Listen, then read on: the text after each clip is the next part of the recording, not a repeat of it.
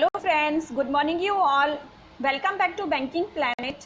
आपका एक बार फिर से स्वागत है बैंकिंग प्लैनेट में। और आज हम डिस्कस करने जा रहे हैं करंट अफेयर्स 14 और 15 जून के। और हम यहाँ केवल करंट अफेयर डिस्कस नहीं करते, उसके साथ ही साथ हम डिस्कस करते हैं उसकी पूरी स्टैटिक जो भी करंट अफेयर से रिलेटेड होती है और साथ ही रीसेंट करंट अफेयर्स। तो फ्रेंड्स, आप एंड तक सेशन में बने रहिएगा और साथ ही साथ एंड में हम आपको प्रोवाइड करते हैं एक क्वेश्चन जो कि आपकी नॉलेज के लिए बहुत ही इम्पॉर्टेंट होता है, जिसका आप आंसर दिया करें। और फ्रेंड्स, आप सेशन में पहली बार जुड़ रहे हैं तो सेशन को सब्सक्राइब जरूर करें, लाइक और सब्सक्राइब शेयर जरूर करें, इससे मुझे मोटिवेशन मिलता है। जितना ज़्यादा क्राउड स्टूडेंट्स का आता है सेशन में, उतना ज़्यादा बेस्ट मुझे करने का मोटिवेशन मिलता है और मुझे लगता है कि मैं अपना ज़्यादा से ज़्यादा नॉलेज शेयर कर पा रही हूँ। तो प्लीज़ आप सेशन को सब्सक्राइब शेयर और लाइक ज़रूर किया करिए। और शुरू करते हैं हमारा आज का सेशन। पहला क्वेश्चन है, CBIC has launched its flagship program dash at Chennai and Bengaluru, paving the way for technology supported faster custom clearance of important goods। जो central board of indirect and customs है, उनके द्वारा एक फ्लैगशिप प्रोग्राम लॉन्च करा गया है। Flagship programme launch करा गया चेन्नई और बेंगलुरु में। उसका नाम क्या रखा गया है? जो कि टेक्नोलॉजी सपोर्टेड होगा और फास्टर कस्टमर्स क्लियरेंस को करेगा, जो कि इम्पोर्टेंट गुड्स है। ये जो इम्पोर्टर होंगे उनके लिए बेनिफिशियल रहेगा। और ये फेसलेस जो भी जितना भी प्रोसीजर होगा फेसलेस होगा। तो ये आंसर बनता है इसका तुरंत कस्टम। बी ऑप्शन, तुरंत कस्टम इज द आंसर। और साथ ही हम देख लेते हैं, आप CBIC आया है तो CBIC central board of indirect taxes and customs के जो चेयरमैन हैं M अजीत कुमार हैं CBIC के chairman. Next, as per the national institutional ranking NIRF 2020, which institution has been ranked best institution in India? National institutional ranking है, उसके according 2020 के according जो best institution है इंडिया में, उसे किसे रैंक दिया गया है best ranking? And IIT Madras जो है वो बेस्ट रैंकिंग, यानी कि इसने टॉप करा है नेशनल इंस्टीट्यूशन रैंकिंग 2020। नेक्स्ट, ये है facts. India rankings 2020 released by Shri Ramesh Pokhriyal Nishank. जो ये है रमेश पोखरियाल निशंक के HRD मिनिस्टर हैं और हरिद्वार इनकी कॉन्स्टिट्यूएंसी बनती है, उत्तराखंड। और ओवरऑल जो रैंकिंग है आप यहाँ देख सकते हैं, इसकी साइट है जो मिनिस्ट्री ऑफ जो है HRD ह्यूमन रिसोर्स डेवलपमेंट, उसकी मिनिस्ट्री पर की वेबसाइट पर आप जाएंगे तो यहाँ पर आपको रैंकिंग की पूरी डिटेल्स मिल जाएंगी। ओवरऑल में IIT मद्रास ने टॉप करा है, उसके साथ अकॉर्डिंग टू आपको यूनिवर्सिटी, इंजीनियरिंग, मैनेजमेंट, जो भी अलग अलग फार्मेसी कॉलेज, इन सब में आपको रैंकिंग दिखाई दे जाएगी। मोस्ट इम्पॉर्टेंट है ओवरऑल, तो IIT मद्रास ने इसे टॉप करा है। और फ्रेंड्स, साथ ही साथ आप मुझसे जुड़ सकते हैं मेरे इंस्टाग्राम पे और टेलीग्राम पे, हम वहाँ डेली क्विजेस करते हैं, तो आप उससे भी बेनिफिट ले सकते हैं। Next, the deep submergence rescue vehicle complex has been inaugurated at dash by vice admiral Atul Kumar Jain of eastern naval command. Eastern naval command Atul Kumar ji के द्वारा जो पहला रेस्क्यू व्हीकल कॉम्प्लेक्स इनोग्रेट करा गया, ये कहाँ पर इनोग्रेट करा गया है? ये इनोग्रेट करा गया है विशाखापट्टनम में इनोग्रेट करा गया है। और अब जब बात हो रही है नवाल कमांड की, तो आप के लिए जानना बहुत ज़रूरी बन जाता है कि नवाल कमांड 3 होते हैं। इंडियन नेवी के नवाल कमांड हैं 3। ईस्टर्न नवाल कमांड जो कि जिसका हेडक्वार्टर है विशाखापट्टनम में, जिसकी हम बात कर रहे हैं, जहाँ पर कॉम्प्लेक्स बना है। वेस्टर्न नवाल कमांड ये है मुंबई में। और साउदर्न नवाल कमांड इसका हेडक्वार्टर है कोच्चि में। और ये इम्पॉर्टेंट है, आप इसे ज़रूर याद रखिएगा। और चीफ ऑफ नवाल स्टाफ जो की है करमबीर सिंह, और ये 24 24th नवाल चीफ हैं और नेवी चीफ हैं, और ये एसएससी में क्वेश्चन बनता है। और नेवी डे जो सेलिब्रेट किया जाता है 4 दिसंबर को किया जाता है। नेक्स्ट, ये है इंडियन नवाल जो कॉम्प्लेक्स है, उसकी आप देख सकते हैं ये पूरी की पूरी जो पिक इमेज दी हुई है, ये है इंडियन नवाल की Indian deep submergence rescue vehicle Indian navy picture Indian deep submergence rescue vehicle complex innovated at Visakhapatnam. Next,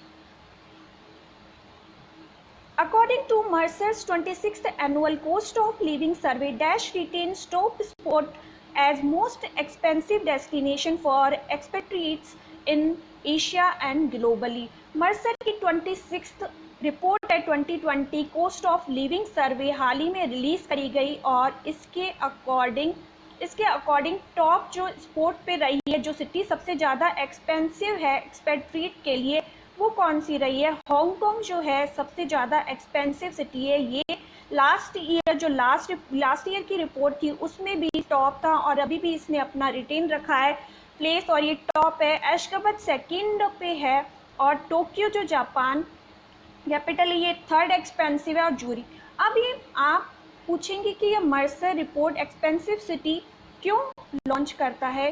ये लॉन्च करता है जो भी एक्सपेट्रिएट्स होते हैं जो बाहर से आते हैं, उनको एक डेटा मिल जाता है। ये कुछ पैरामीटर्स पे अपनी रिपोर्ट पब्लिश करते हैं, उसके अकॉर्डिंग इनको डेटा मिल जाता है, और वे फिर अपना पैकेज बजट या फिर पैकेज प्लान करते हैं, और उसके अकॉर्डिंग ये बाहर जाते हैं। Okay, next, according to Mercer's 26th annual cost of living survey 2020, Mumbai ranked dash in Asia and globally.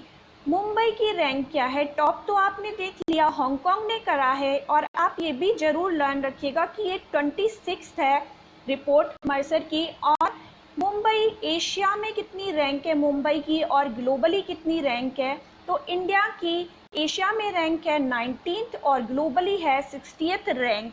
Mumbai की एशिया में है 19th रैंक और ग्लोबली है 60th रैंक। ये देख लीजिए facts.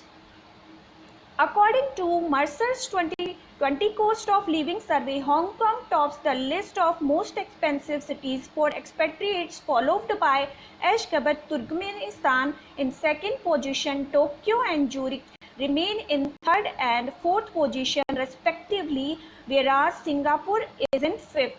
Down 2 places from last year, New York City ranked. Mercer's data was collected in March. Price variances in many locations were not sufficient due to pandemic. Friends, अभी तक भी आपने like नहीं करा है तो सेशन को लाइक कर दीजिए। गिर forest national park situated in which state? गिर नेशनल पार्क कौन सी स्टेट में सिचुएटेड है? और ये है गुजरात में। गिर नेशनल पार्क सिचुएटेड है गुजरात में। अब ये स्टैटिक क्वेश्चन मैंने यहाँ पर क्यों पुट करा? क्योंकि गिर नेशनल पार्क अभी रिसेंट न्यूज़ में है। यहाँ करी गई है एशियाटिक लॉयंस की। ये क्यों न्यूज़ में है? क्योंकि यहाँ सेंसस करी गई है एशियाटिक लॉयंस की, बट जैसे सेंसस हर बार करी जाती है वैसे नहीं करी गई है। तो कैसे करी गई है? यहाँ पर एशियाटिक लॉयन थे गुजरात में, जो लास्ट सेंसस के टाइम 523 थे, और इस बार हो गए हैं 674। State Asiatic lions in the Gujarat state risen to 674 from 523। This count was estimated not from a census but from a population observation exercise called Poonam अवलोकन। यानी एक एक्सरसाइज करी गई है ऑब्जर्वेशन के थ्रू, पॉपुलेशन ऑब्जर्वेशन, जिसका नाम रखा गया है पूनम अवलोकन, और गुजरात आया है। तो अब इसके फैक्ट्स भी देख लेते हैं। गुजरात के जो चीफ मिनिस्टर हैं विजय रूपानी हैं, और गवर्नर कौन है गुजरात के? आचार्य देवव्रत हैं गवर्नर। और हाईकोर्ट चीफ जस्टिस कौन है? विक्रम नाथ हैं गुजरात के हाईकोर्ट चीफ जस्टिस। और जो अहमदाबाद है ये साबरमती रिवर पर रिवर बैंक पर सिचुएटेड है। साथ ही साथ जो सूरत है वो ताप्ती रिवर बैंक पर सिचुएटेड है और रिवर बैंक से क्वेश्चंस एग्जाम्स में आते हैं। और जो गुजरात का भावनगर है वहाँ पर फर्स्ट CNG टर्मिनल पोर्ट बन रहा है।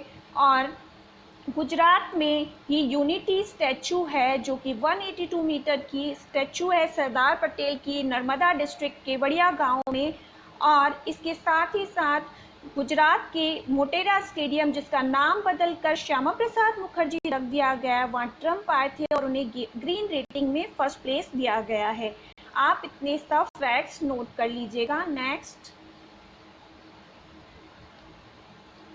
India retains dash rank in FIFA ranking 2020। 2020 की फीफा रैंकिंग में इंडिया की रैंक क्या रही है? और इंडिया की रैंक रही है 108। लास्ट टाइम भी इंडिया की रैंक 108 थी और इस टाइम भी। और टॉप जो करा गया है, किसके द्वारा करा गया? ये टॉप इंडेक्स करा गया है बेल्जियम के द्वारा। अगेन बेल्जियम के द्वारा टॉप करा गया है। फीफा प्रेसिडेंट जियानी इन्फेंटिनो हैं और जूरिक स्विट्जरलैंड फीफा का हेडक्वार्टर है। और फीफा एस्टैब्लिश हुआ था May 21, 1904। 21 मई 1904 को एस्टैब्लिश हुआ था फीफा और हेडक्वार्टर है Zurich Switzerland. Next, Name the Indian musician who has been conferred with the Medal of the Order of Australia। Australia का medal of the Order of Australia से हाल ही में किस इंडियन म्यूजिशियन को नवाजा गया है? एंड आंसर हमारा बन जाता है शोभा शेखर को दिया गया ये award order of the Australia. और सानिया मिर्जा को ऑप्शंस में नहीं दिया मैंने, बट मैंने सोचा मैं आपको ज़्यादा से ज़्यादा अवार्ड्स लर्न करा पाऊँ। तो शोभा शेखर हैं जो ये इनको दिया गया है अवार्ड। और इनको इनकी जो इन्होंने इस्टेब्लिश करी है, इनकी ऑर्गेनाइजेशन है कलाकृति, ऑस्ट्रेलिया में कलाकृति। और सानिया मिर्जा को रिसेंटली दिया गया है फेड हर्ट अवार्ड। और पायल जहांगीर को लास्ट ईयर दिया गया था बिल एंड मिलिंडा गेट्स के द्वारा चेंज मेकर अवार्ड, क्योंकि इन्होंने राजस्थान में जो कि चाइल्ड मैरिजेज होती हैं उनके अगेंस्ट कैंपेन चलाया था, और इसी वजह से इन्हें अवार्ड दिया गया है। और नासिरा सम्मा को दिया गया है व्यास सम्मान दिया गया है इन्हें इनकी बुक कागज की नाव के लिए। जितना ज़्यादा आप टाइप करेंगे साथ ही कमेंट बॉक्स में, उतना आपको लर्न होगा। और दिया मिर्जा का जो एज ब्रांड एम्बेसडर टर्म है एक्सटेंड कर दिया गया है 2022 तक। ये एम्बेसडर किसकी हैं? ये एम्बेसडर हैं OECD UNEP की, यूनाइटेड नेशन एनवायरनमेंट प्रोग्राम की। नेक्स्ट, ये हैं शोभा शेखर हैं ये। Next, Under which scheme migrants worker facing unemployment amid lockdown will get health insurance? किस स्कीम के अंडर जो अभी माइग्रांट्स वर्कर थे जिनको मजबूरी में एक राज्य से दूसरे राज्य में जाना पड़ा और इनकी जो जॉब थी वो छिन गई इनसे, तो इनको कौन सी स्कीम के अंडर अब हेल्थ इंश्योरेंस प्रोवाइड कराया जाएगा? और ये प्रोवाइड कराया जाएगा आयुष्मान भारत प्रधानमंत्री जीवन आरोग्य योजना। इसके अंडर माइग्रांट्स वर्कर को हेल्थ इंश्योरेंस प्रोवाइड करवाया जाएगा। और ये जो है स्कीम ये 23 सितंबर 2018 को लॉन्च करी गई थी। और ये जो प्रोवाइड करने के लिए जिस पर्पस से लॉन्च करी गई थी, ये पर फैमिली 5 लाख का हेल्थ इंश्योरेंस कवर प्रोवाइड करती है। सेकेंडरी और टर्शरी जो हेल्थ प्रॉब्लम्स है उनके लिए। आई होप आपको क्लियर होगा। Next, Jagananna Chedodu scheme is launch by which state? Jagananna Chedodu scheme कौन सी स्टेट के द्वारा लॉन्च करी गई है? और जैसा कि नाम से ही जाहिर है, और ये लॉन्च करी गई है आंध्र प्रदेश गवर्नमेंट के द्वारा। आंध्र प्रदेश आया है, तो आप बताइए आंध्र प्रदेश के चीफ मिनिस्टर कौन हैं? YS जगनमोहन रेड्डी हैं आंध्र प्रदेश के। जगनमोहन रेड्डी आंध्र प्रदेश के CM हैं और गवर्नर हैं Biswabhusan Harichandan. Next, Himachal CM Jairam Thakur launched which scheme recently Jairam Thakur के द्वारा जो हिमाचल प्रदेश के चीफ मिनिस्टर हैं, कौन सी स्कीम लॉन्च करी गई है? और ये स्कीम जो है पंचवटी स्कीम लॉन्च करी गई है। और ये स्कीम किनके लिए लॉन्च करी गई है? ये स्कीम लॉन्च करी गई है सीनियर सिटीजन्स के लिए, जिसके लिए क्या होगा, उनके लिए एक पार्क बनाया जाएगा, पार्क बनवाए जाएंगे इसके अंडर, और उसमें सीनियर सिटीजन्स टहल सके, ताकि हेल्थ इश्यूज़ रहते हैं, टहलने से सही होती है सेहत, इसी की वजह से ये लॉन्च करा गया है। अब हिमाचल प्रदेश आया है तो हम इसके फैक्ट्स देखेंगे। जो चीफ मिनिस्टर हैं जयराम ठाकुर हैं और गवर्नर हैं बंडारू दत्तात्रेय, और ग्रेट हिमालयन और सिम्बलबारा जो नेशनल पार्क है हिमाचल प्रदेश में है। हम देख लेते हैं इस योजना के facts. Rural development and panchayati raj department Panchavati योजना। अब आपको यहाँ से ये भी क्लियर हो जाता है ये किसके द्वारा लॉन्च करी गई, कौन से department, rural development and panchayati raj department. As per budget assurance given by Honorable Chief Minister, the department has launched a scheme Panchvati. Under the scheme, in rural areas of the state, parks and gardens will be constructed in every development block with necessary facilities where elderly people will spend their time.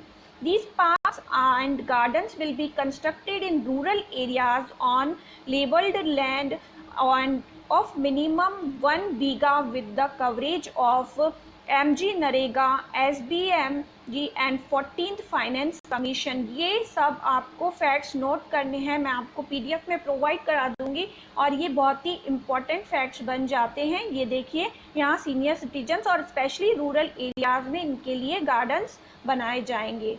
Next,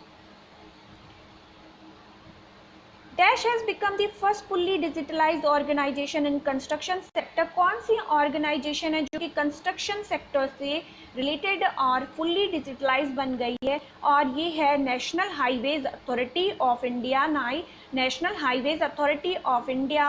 अब National Highways Authority of India fully digital हो गई है, इसलिए आप digital काम करेगी, और ये इंडिया की फर्स्ट फुल्ली डिजिटल है, तो ये बहुत ही इम्पोर्टेंट बन जाता है। अब यहाँ आया है National Highways Authority of India, तो साथ ही हम इसके फैक्ट्स देखेंगे।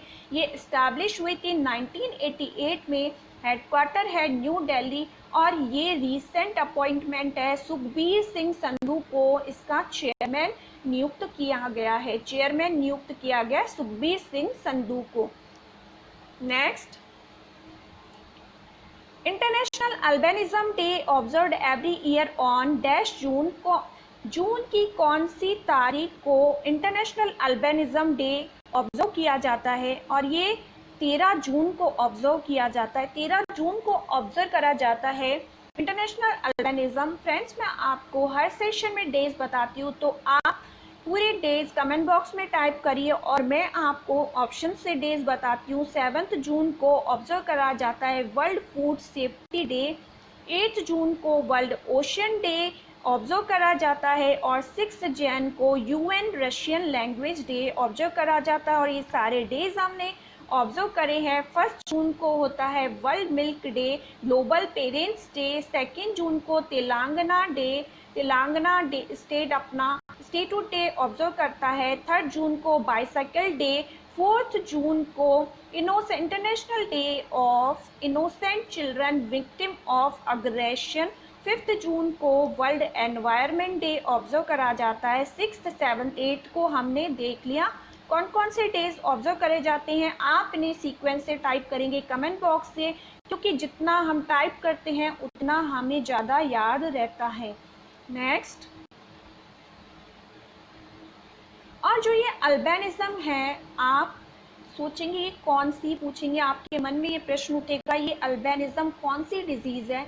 इसमें किसी पर्सन की स्किन से रिलेटेड डिजीज़ है। इसमें चकती से वाइट से हो जाते हैं, स्पॉट हो जाते हैं वाइट, ये होते हैं। और कई बार आपने घर में बड़ों को कहते हुए सुना होगा कि जो हम मिल्क लेते हैं उसके साथ खट्टा मत खाओ या खट्टे के साथ मिल्क मत खाओ, तो उसकी वजह से भी ये जो डिज़ीज़ हो जाता है। और इसी के प्रति अवेयरनेस बढ़ाने के लिए ये डे सेलिब्रेट किया जाता है।